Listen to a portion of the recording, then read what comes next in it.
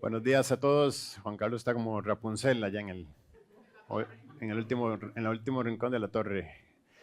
¿Qué tal? Buenos días a todos. Vamos a terminar de ubicarnos. Recuerden lo que decía Pedro, es importantísimo su concentración. El carácter es parte del ADN de un cristiano. El carácter incluye la concentración, prestar atención y luchar para no perderse de lo que el Señor ha preparado para ustedes.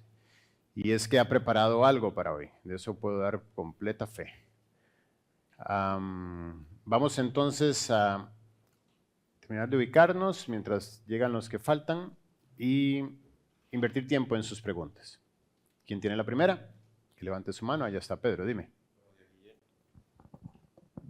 Ok, me gustaría, estuve leyendo el Salmo 73. Ajá. Sé que es un poco extenso, pero Ajá. si pudieses dar un buen contexto de eso.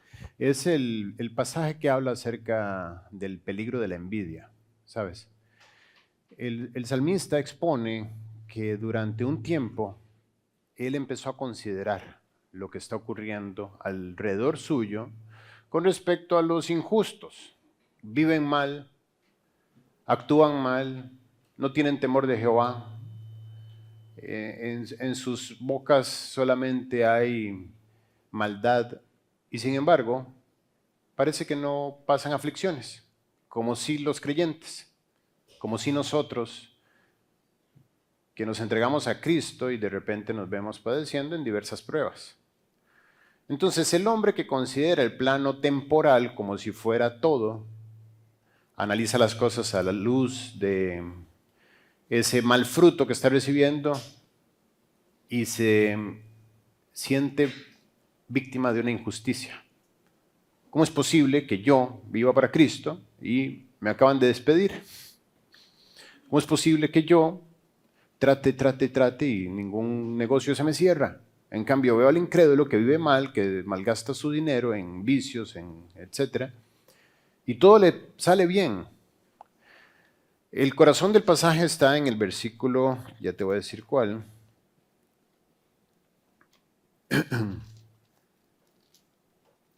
En el versículo 17 dice, hasta que entrando en el santuario de Dios comprendí el fin de ellos. Es decir, por lo que implica este pasaje, el salmista estaba fuera del santuario de Dios. Él andaba con su corazón fuera de la palabra de Dios. Por eso la presión externa empezó a consumirlo, empezó a ver las cosas con los ojos horizontales y no a la luz de lo eterno, lo vertical. Y todo esto empezó a meterlo en un torbellino de emociones y lo confundió hasta que se detuvo y volvió al lugar de la comunión con Dios. Y empezó a poner su corazón delante de Dios. Algo ocurre cuando nosotros vamos a la palabra de Dios y es que nuevamente la visión de Dios empieza a impregnarse en nosotros. Empezamos a percibir las cosas como Él las percibe. O sea, Él empieza a hacer un trabajo en nuestro ser de reconstituir todo aquello que se malformó en el mundo. Así como cuando nacimos de nuevo, su espíritu llega y nos da un corazón nuevo, pone su espíritu y nos da un corazón de carne y quita el corazón de piedra. Así en el día a día Él tiene que volver a lavarnos, dice Juan 15, que tiene que lavarnos porque se van adhiriendo estructuras del mundo a nuestro corazón. Entonces, entendemos en este hombre que había dejado tiempo, había dejado pasar tiempo en su devocional. Eso ocurre cuando nosotros dejamos la Biblia. Pero cuando vuelve al santuario, dice que empezó a comprender el fin de ellos. Empezó a comprender que había algo más allá de lo temporal, del gozo temporal. Dice, ciertamente los has puesto en deslizaderos y en asolamiento los harás caer. ¿Cómo han sido asolados de repente? Perecieron, se consumieron de terrores. Dios le permite ver a través de su palabra, el fin de ellos. ¿De qué me sirve a mí tener placeres en esta tierra si en la eternidad voy a sufrir? Eternamente. El creyente tiene una garantía y es que al morir va a estar en el gozo de su Señor eternamente. Dice, ciertamente el bien y la misericordia me seguirán todos los días de mi vida y en la casa de Jehová moraré por largos días, aunque aquí esté padeciendo. Ahora, si somos honestos, el padecimiento del creyente tiene un propósito siempre, aunque no lo entendamos, y hoy vamos a estudiar bastante acerca de eso. Pero realmente, con excepción de algunos casos en la Biblia, como el que vamos a estudiar hoy, el padecimiento del creyente es limitado. No podríamos decir, yo tengo 20 años de creyente y no te puedo decir que he pasado 19 años en padecimiento. He tenido mis momentos, pero todos ellos han sido sobrepasados por la gracia de Dios. Pero sin embargo hay padecimientos, y si yo en ese momento no hubiera puesto mis ojos en la palabra de Dios, me hubiera extraviado, así como se extravió el salmista Asaf. Dice en el 21, mira, se llenó de amargura mi alma y en mi corazón sentía punzadas. Tan torpe era yo que no entendía, era como una bestia delante de ti. Es decir, cuando estuve fuera de la visión que me da la palabra de Dios, me llené de amargura. Amargura es una de las raíces que viene a partir de la envidia que empezó en el versículo 1. Esa amargura que produce el no ver a Dios detrás de las cosas, sino analizar las cosas en función de lo temporal, empezó a hacer del creyente una persona amargada. Hablamos también la semana pasada en el último capítulo de Jonás, cómo Jonás nunca permitió ver a Dios detrás de las circunstancias que estaban en su enemigo, en Nínive, en el reino asirio. Y se amargó en contra de Dios, en contra de sí mismo, en contra de todos, al punto que quería su propia destrucción. Y el salmista Asaf está diciendo, en mi corazón sentía punzadas. No tengo que ser yo cardiólogo para entender que la raíz de los problemas cardíacos son problemas con mi prójimo, problemas de amargura. Dice, tan torpe era yo que no entendía, era como bestia delante de ti. Vivía básicamente por los impulsos de mi naturaleza. Al estar fuera de la palabra de Dios perdí toda visión y me comportaba como una bestia, sobreviviendo en nada más. Dice en el versículo 23, con todo yo siempre estuve contigo, me tomaste de la mano derecha, me has guiado según tu consejo y después me recibirás en gloria. Y la conclusión de un creyente que vuelve a la comunión con Dios está en el versículo 25, dice, ¿a quién tengo yo en los cielos sino a ti? Y fuera de ti no hay bien para mí. Es decir, Dios, yo te tengo a ti. Llegó el bus de los Kevins y los Erielcas. Matthew, ¿cómo te fue? Bien, ya llegaste. Me alegra mucho, te estamos esperando, ¿sabes? Busca... ¿Tú crees que ahí hay campo, Matthew? No, pero bueno, ya, el regazo del papá. No hay como el regazo del papá. Así es. Entonces, cuando el escritor vuelve a la comunión con Dios, vuelve su corazón a estar sano y concluye, Dios, no quiero nada fuera de ti. No quiero el bien de los que se pierden. No quiero lo que este mundo disfruta. Yo te quiero a ti. Y si tenerte a ti implica escasez o implica abundancia, lo que sea necesario para tu proyecto. Es Salmo 73. ¿Sí? ¿Algo más? Oriana. Bueno, aquí hay dos jóvenes. Patrick escoge. A mí no me echen la culpa. Julito. Hola. Buen día, señor Guillermo. Tengo dos preguntas. Una está en Proverbios 27:14 y la otra es, voy a empezar con la pregunta y luego doy contexto. Puedo tener éxito en la vida, pero la presencia de Dios no está conmigo. Esto teniendo en cuenta la conversación que tiene con Moisés cuando Israel hace algo que a él no le gusta. Le dice, el castigo es que llegarán a la tierra prometida, ganarán todas las guerras contra los enemigos que tengan, pero mi presencia no irá con ustedes. Entonces, ¿las personas pueden tener éxito en la vida sin tener a Dios en su vida? Buenísima pregunta. Ok, entonces son dos preguntas. Voy a empezar por la segunda, que está buenona. Ok. Entonces, ¿puedo tener yo éxito en la vida si Dios no está conmigo? Ok, tenemos que ir un poquito más atrás y definir éxito para poder atinar en la respuesta. ¿Qué es éxito? Entonces, si le preguntas a este mundo hoy qué es éxito, va a decirte es tener fama, poder, placer, dinero, inteligencia, conocimiento, sabiduría, viajes, mundo, mujeres, carros, casas. O sea, este mundo mide el éxito en función de lo que pueda lograr y en función de cómo sea reconocido. Pero vuelvo al ejemplo que yo siempre doy, no voy a usar mi teléfono en esta oportunidad, voy a usar, ¿qué uso? Vamos a ver, bueno, voy a usar el teléfono que es lo único que tengo a mano. Vamos a decir que estamos instalando esta televisión y para poder instalarla yo necesito darle unos golpes y uso el teléfono. Entonces, a lo mejor ya la televisión se termina acomodando con mi teléfono, pero quizás el teléfono sufre un poquito. ¿Por qué? Porque el teléfono es un muy mal martillo. Bueno, tampoco usaría un martillo, pero me entienden lo que les estoy diciendo. El teléfono tiene un propósito en la vida. ¿Cuál es ese propósito? ¿Lo que a mí se me ocurra? No. ¿Lo que al teléfono se le ocurra? No. El único que puede decir cuál es el propósito de este teléfono, ¿quién es? El que diseñó el teléfono. El diseño produce una creación. Una de las muestras más contundentes para mí de que hay un Dios no solamente es la evidencia de la creación, sino es la sinfonía con la que la creación está orquestada. Todo funciona coordinado de manera imposible de que sea casualidad. Y no solamente dentro tuyo, sino en tu entorno, en la naturaleza, en el planeta, en el sistema solar, en el universo entero. Todo está orquestado de una manera perfecta. Todo ocurre dentro de un diseño. Las estaciones, los ciclos, los hábitats en cada lugar, todo está perfectamente orquestado. Lo único que se sale de esa orquesta es el hombre, pero es a causa de que el hombre es el depósito del pecado desde Génesis 13. Y eso rompe con el diseño y por eso el hombre contamina, el hombre codicia, es avaro, acumula más de lo que debe, caza más de lo que puede comer, acumula y rompió todo el diseño perfecto que había. ¿Ok? Pero hay un diseño.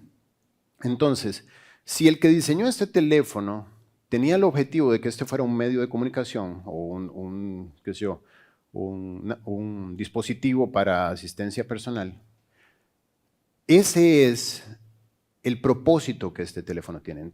Así que el éxito se mide en función de si se usa para lo que fue diseñado. Si yo lo uso para otra razón, entonces no puedo hablar de éxito. Porque al final de cuentas, cuando el diseñador se encuentre nuevamente con el dispositivo y le pida cuentas con la labor que le encomendó, va a decir, no, pero acomodé la tele y metí 5 clavos y rompí 3 vidrios. Y el diseñador le va a decir, sí, pero yo no te diseñé para eso. Te diseñé para que fueras un medio de comunicación. Bien, dejo la analogía del teléfono y me enfoco en nosotros, los seres humanos. Si mi propósito es solo hacer plata en la vida, un día se me pedirá cuentas. Dice la Biblia que cada quien dará a Dios, el diseñador, el arquitecto y constructor de todo. Un día cada ser humano dará a Dios cuenta de sí. Entonces, cuando yo dé cuenta de mí, le diré, bueno, acumulé mucho dinero, saqué muchos títulos, gané muchas carreras, fui un increíble deportista. Tuve muchas esposas, tuve muchos hijos, creé muchas fundaciones. Hice hospitales, hice de todo. Y él me va a pedir cuentas y me va a decir, sí, pero con respecto al diseño por el que te creé, ¿qué hiciste? Y la humanidad prácticamente en su mayoría va a tener que decirle nada. Nunca consulté cuál era la razón por la que yo estaba acá. Nunca traté de ponerme en armonía con el diseño. Con lo cual fui un fracaso, no fui un éxito, por más que haya acumulado y a los ojos del mundo se vea exitoso. ¿Ok? Entonces, ¿qué es ser exitoso? Ser exitoso es atinar en el diseño. Y nosotros tenemos un diseño, dice la Biblia, que debemos ir por el mundo, predicar el evangelio y hacer discípulos. Eso es lo que se nos va a pedir. Un día estaremos frente a nuestro Salvador y Él nos dirá, vamos a ver, mi siervo, te di 1 talento, 2 talentos y 5 talentos. ¿Qué hiciste con ellos? Y algunos llegarán y dirán, multipliqué lo que me diste, Señor. Y otro dirá, no hice nada, Señor. Lo escondí en la tierra. Y a ese le dirá, siervo malo y negligente. Aunque a lo mejor hizo muchísimas cosas en la vida, pero según el diseño no hizo nada, no tuvo éxito.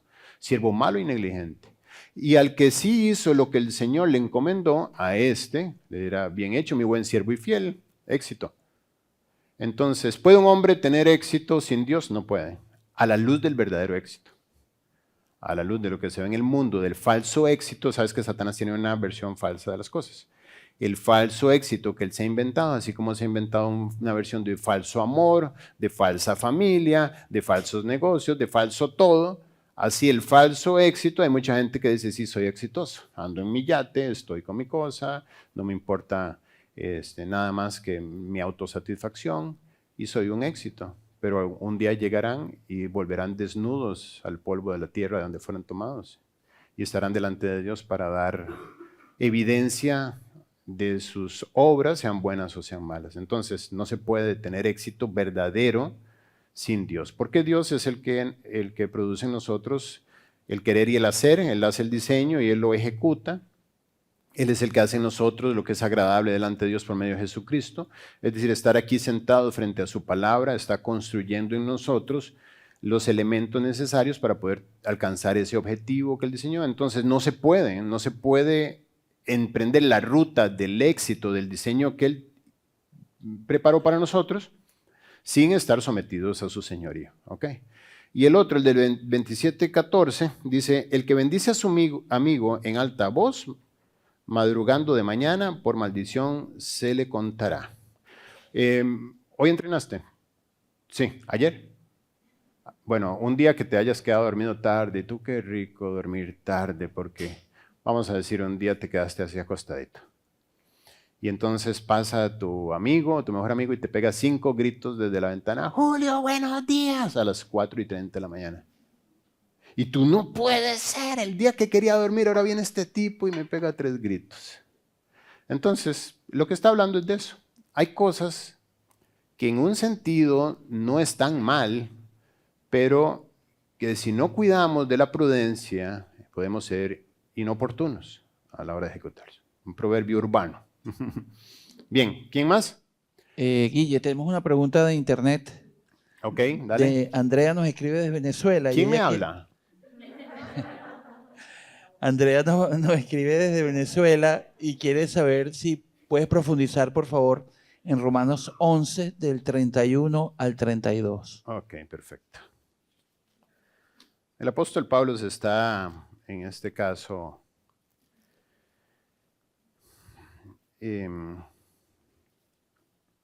extendiendo con un planteamiento con respecto al poder y la soberanía de Dios.